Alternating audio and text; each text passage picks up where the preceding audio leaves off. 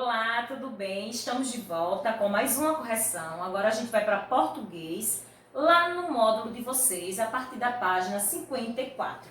Vamos começar? Venham comigo, peguem o seu módulo e vamos começar a tirar as dúvidas, fazer a correção agora com a tia Jaine. Vamos lá? Nós estamos aqui na página 54, na seção lápis na mão, que vem dizer assim, letra H inicial. Primeiro a gente vai entender como se usa o som que ela produz no início e no meio das palavras, não é isso? Vamos cá. No início de palavra, a letra H sempre vem seguido por uma vogal e não é pronunciada porque não apresenta som algum. Aí tia Jaine trouxe aqui dois exemplos. Homem e harpa. Nós pronunciamos a letra H quando nós falamos homem e harpa? Não é mesmo? Porque o H no início de palavra não tem som. Foi isso que a gente estudou lá na aula do positivo on? Muito bem, vamos continuar. H no meio da palavra. O H aparece depois das consoantes C, L e N, formando dígrafo, NH, CH e LH. Dígrafo é o que temos quando duas letras representam um único som, certo? Que é o caso do NH, CH e LH. Vejamos os exemplos. Chuva, ninho e folha. Nós vemos que essas duas letras, elas reproduzem um único som. Tanto CH, NH e LH, eles juntos formando um único som, não é isso? Muito bem, agora ficou mais fácil compreender e responder a atividade da página 54. Vamos lá? Chegamos aqui. Releia o trecho da crônica Água mole em pedra dura, não faz nada e faça o que se pede. Chegamos aqui, vamos ler para entender. Preparei-me para emitir o pedido mais emocionante da história dos filhos. Vejamos. Sublinhe no trecho as palavras escritas com a letra H. Você fez isso aí no seu módulo? Quais são as palavras dentro desse trecho que está com a letra H? Se você sublinhou ou circulou o nome História e Filhos, parabéns, você acertou. Na letra B diz o seguinte, a respeito das palavras que você sublinhou, é possível afirmar que a letra H é. Nós vamos falar dessas duas palavrinhas, certo? Na letra B aqui. É sempre pronunciada, a letra H é sempre pronunciada. Vocês sentiram que em história, em filhos, o H aparece aqui quando você pronuncia e aparece aqui? Em que palavrinha você sentiu que o H aparece? É isso que eu quero saber. Já pensou? Então vocês marcaram o X nessa? Muito bem. Se você disse que não, tá de parabéns. No outro quadradinho, diz o seguinte, nunca é pronunciada, não. Aqui nós temos a palavra filhos, onde o H é pronunciado. Agora, em história, a gente não percebe a pronúncia do H no início da palavra.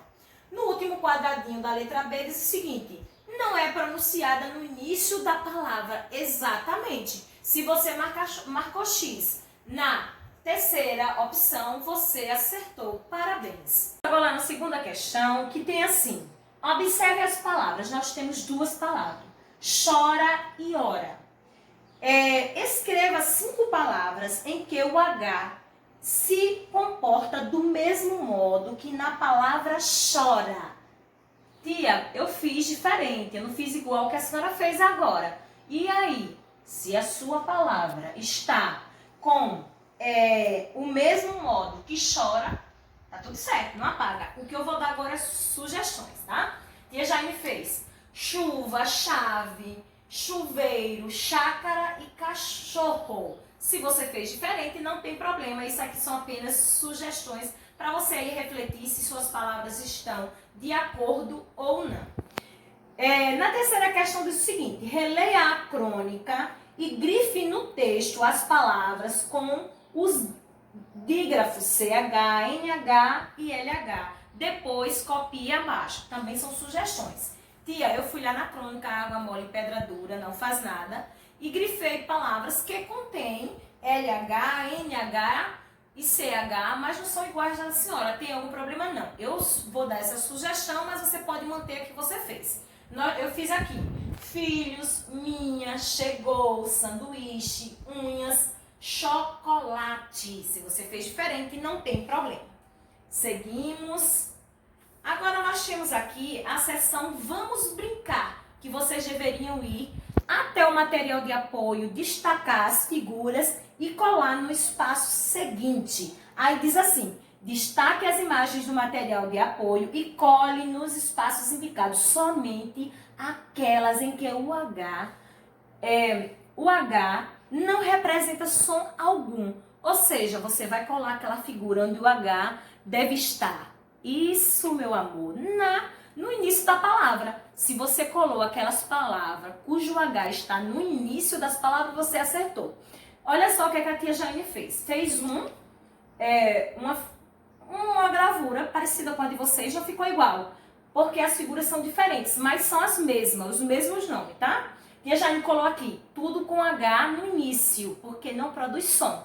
Aí nós temos aqui a horta, o herói, o homem, a hiena, a harpa, aquela planta chamada era, horizonte, hospital, hélice, hora, hipopótamo e helicóptero. Se você fez colou essas gravuras, não precisa necessariamente estar nessa ordem, mas se você colou essas gravuras, você acertou e está de parabéns mais uma vez.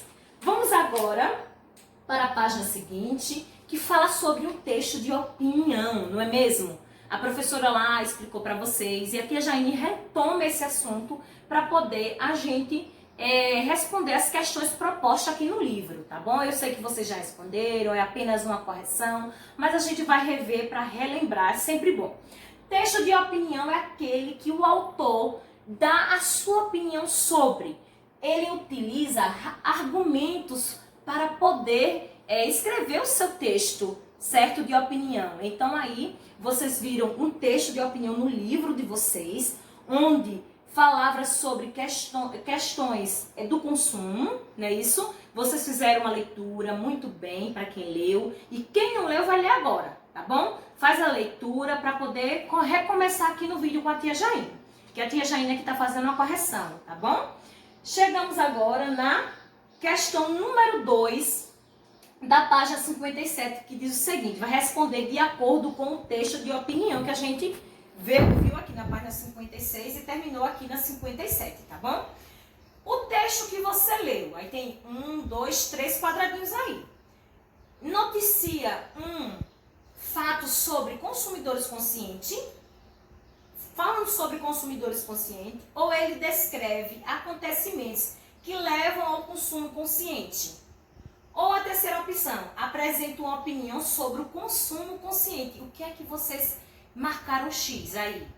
Isso fala sobre a opinião do consumo consciente. Então, se você marcou X na terceira opção, respondeu corretamente.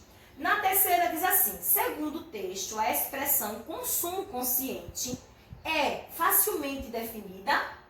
Segundo quadradinho, apresenta somente uma definição. Ou a terceira, tem ampla significação, apresentando diferentes definições. Ele apresenta várias definições durante o texto. Então, aí fica bom para quem lê, identifica, não é isso? E a gente consegue denominar que essas definições são diferentes e ele aborda essas questões em uma abrangência muito maior, não é mesmo? Chegamos agora na quarta questão, que diz o seguinte: quem é o autor do texto? Aqui deixa o nome de alguém que escreveu, e isso, muito bem. Não há menção a um autor, né? O texto tá lá, mas não tem o nome da pessoa que o escreveu. Na quinta questão diz o seguinte: onde o texto foi publicado? Isso, no site do governo federal. Muito bem. Diante disso, é possível afirmar que o conteúdo do texto revela uma posição não somente de um autor, mas do governo do Brasil? Exatamente, está falando ali de uma visão mais ampla, como eu falei anteriormente, certo? Chegamos agora na página 58, que diz o seguinte: Sétima questão, continuando. O título do texto, além de indicar a ideia a ser defendida pela a entidade, faz um apelo ao leitor. Que apelo é esse? Você leu, você compreendeu e o que é que você escreveu aí? Veja se você fez parecido com o da tia Jari. No título do texto, pede ao leitor que se informe a respeito da amplitude do conceito de consumo consciente, né? O que é consumo para você, né? A gente sempre fazendo essa reflexão na sala de aula, antes de nós sairmos desse período de quarentena, a gente está falando sobre consumo, as formas de consumo, como a mídia interfere no consumo dos seres humanos, porque nós somos, de alguma maneira, induzidos a ser consumista pela mídia, não é isso? Foi isso que a gente viu, a gente estudou outros textos que falavam também sobre isso. Continuando aqui na oitava. Por trás do apelo para que o leitor se informe sobre a amplitude da expressão consumo consciente, há uma intenção. Veja, temos aqui um pequeno texto. Consumir de forma consciente é fundamental para minimizar os impactos negativos que causamos ao meio ambiente. Como é que eu descarto, né, o que eu utilizo? De que forma eu estou descartando? Esse objeto que eu usei, cansei, será que eu estou fazendo o descarte necessário? Lembra que a gente falou de doar brinquedos, né, para evitar que aquilo vá para o lixo e sirva para outra pessoa? Porque a gente brincou, não quer brincar mais, cansou daquele brinquedo, então doa para outra pessoa, não é uma ideia legal? Vejamos o que diz aqui. Que intenção é essa? O que é que você fez aí, relacionado a esse trecho que a tia Jaine acabou de ler? Vejamos que a tia Jaine trouxe uma sugestão, tá bom? Se você fez diferente, permaneça com a sua resposta. Aqui é apenas uma sugestão para você, tá bom? Entender o significado de consumo consciente, as pessoas terão mais responsabilidade nas suas escolhas. Assim, ajuda a natureza, né? Quando eu escolho um material, um brinquedo feito de material reciclado, quando eu, ao invés de jogar fora, eu ajudo outra criança com aquele brinquedo que eu não quero brincar mais. Não é verdade? Estando em bom estado, é claro que a gente não vai dar um brinquedo quebrado para outra criança. Então, essa consciência de consumo consciente cabe a cada um de nós, não é verdade? E a gente aprende também na escola a consumir de forma consciente, não é isso? Chegamos agora na nona questão, que tem outro trecho. Releia este parágrafo. O conceito de consumo consciente não envolve apenas o que, mas também como e de quem você consome e qual será o destino de seu descarte. Pouco adiante, usar sacolas retornáveis de uma empresa que não toma o devido cuidado em seu processo de produção ou comprar alimentos orgânicos de um produtor que não registra devidamente seus funcionários, utiliza-se de mão de obra infantil ou escrava. Às vezes eu estou utilizando, eu estou consumindo de forma consciente alimentos orgânicos, mas eu não sei se esse produtor rural ele está fazendo devidamente, registrando o seu trabalhador, se está colocando crianças para fazer esse plantio. Então, na hora que eu estou consumindo consciente, eu tenho que saber se a minha empresa, essa empresa que faz esses brinquedos, será que ela está agindo corretamente com a natureza, está fazendo descarte? Porque na produção daquele brinquedo, há o descarte de materiais que são rejeitos que vão diretamente para os rios, supondo, dando um exemplo aqui. Então, será que essa empresa está cuidando do meio ambiente? Aí, às vezes, a gente tem que pensar, eu estou consumindo de forma consciente, mas não estou pensando na empresa, o que é que ela está fazendo de melhor pela natureza. Não é isso? Então, consumir de forma consciente é de uma forma ainda mais abrangente. Chegamos aqui na letra A da nona questão, após ler esse trecho. Nesse trecho que a Jaine acabou de ler, a entidade não emite nenhuma opinião, explica a importância de comprar alimentos orgânicos ou pressupõe que o leitor não está ciente de como o consumo consciente é mais amplo. Se você marcou X no terceiro quadradinho, parabéns, porque ele está querendo induzir o leitor a ir além de ir lá na loja de brinquedos, comprar algum brinquedo, eu estou dando esse exemplo porque vocês são criança, e saber de onde veio, que indústria foi essa que produziu, como é que ela está fazendo o descarte, né, quando ele faz o brinquedo, daqueles rejeitos. Então é isso que eu quero que vocês pensem também, que nós temos que pensar que essas questões de consumo, ela ainda é mais ampla do que a gente imagina, não é verdade? Muito bem. Na letra B diz o seguinte: a expressão pouco adiante poderia ser substituída por tanto quanto, sem alterar o sentido do texto, ou introduzir um exemplo de como o conceito de consumo consciente é amplo. Se introduzisse ali um conceito de como o consumo consciente é mais amplo, seria melhor, porque vocês estariam ali entendendo ainda mais. Quem marcou X na segunda opção da letra B, acertou, parabéns. Chegamos agora na página 59, que diz o seguinte: na décima, a palavra argumento no dicionário apresenta diversas definições.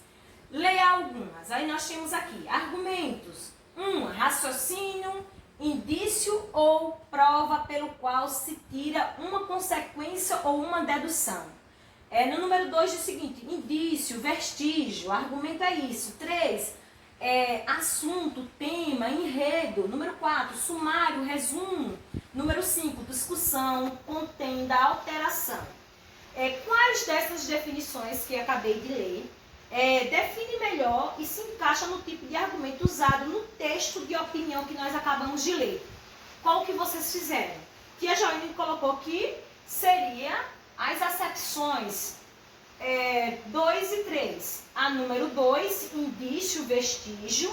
E a 3, assunto, tema e enredo. Se você colocou aí 2 e 3, você acertou, parabéns. Vocês estão fera, tô confiante que vocês estão aí fazendo as tarefinhas. Sempre que vocês diariamente, quando vocês estiverem fazendo a tarefinha, manda uma foto para a tia Jaine: ó, tia, tô fazendo a tarefinha de matemática, tô fazendo a de português, para que a gente possa interagir, tá bom?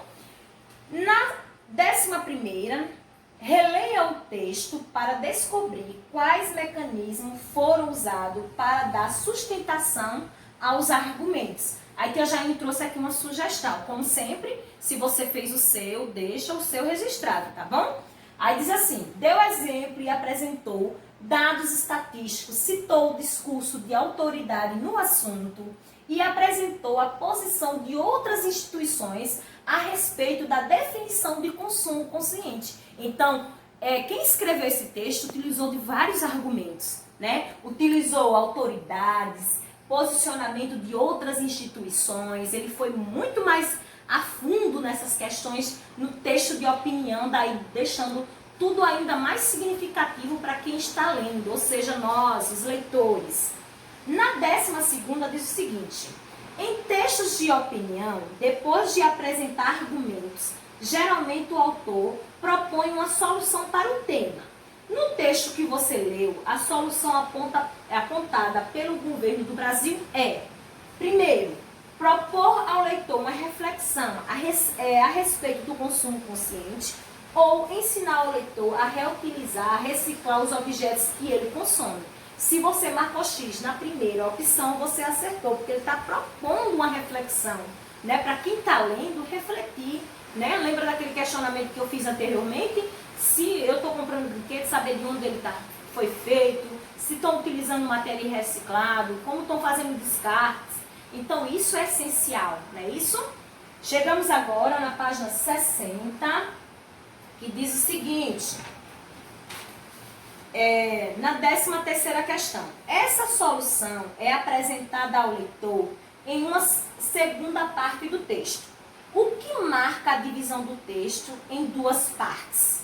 Aí nós temos aqui o subtítulo consumidor consciente. Se você colocou, aí tá de parabéns, tá? É só voltar no texto, dar uma analisada e aí você encontra, tá bom?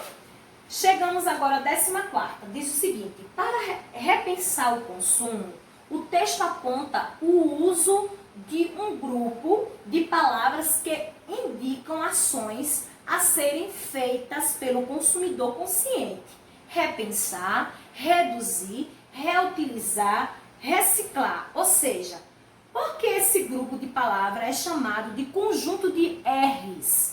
Então, porque todas essas palavras começam justamente com a letra erre. Muito bem se você pensou assim. Na última questão da página 60, diz o seguinte: assinale as alternativas que expressam uma opinião. Vejamos. Primeiro diz o seguinte: consumir de forma consciente é fundamental para minimizar os impactos negativos causados ao meio ambiente? Sim, positivo. Se eu consumo de forma consciente, consequentemente eu estarei ajudando o meio ambiente. E precisa de pessoas que consumam consciente para poder fazer com que haja uma mudança, né, nos hábitos dos seres humanos. É preciso começar de pequenininho, porque quando a gente cresce, a gente se torna um consumidor consciente, não é mesmo? No segundo diz assim: para o Ministério do Meio Ambiente, o consumo consciente é uma contribuição voluntária, cotidiana e solidária do cidadão para garantir a sustentabilidade da vida do planeta. Então, que expressa uma opinião. Isso não está expressando uma opinião, né? Ele não está dando opinião aqui. Pouco adiante, usar sacolas retornáveis de uma empresa que não toma o devido cuidado em seu processo de produção. Aqui está sugerindo, aqui está dando uma opinião. Então, a gente marca X. Então, marcamos X na primeira e na terceira. Pesquisa recente promovida pelo Ministério do Meio Ambiente apontou que 2/3 dos brasileiros disseram desconhecer o termo consumo consciente. Aqui não está dando opinião, nós estamos lendo e estamos percebendo que aqui não sugere, né? Então, vocês percebem quanto é importante nós sermos crianças conscientes, né? E ao ler esse texto de opinião, a gente observa o quanto é importante saber o que eu consumo, de que forma eu vou descartar também. Então, fica aí a dica desse texto muito importante. Releiam se for necessário, retome a tarefa e eu agradeço mais uma vez pela atenção de vocês. Obrigada pela atenção e até a próxima aula.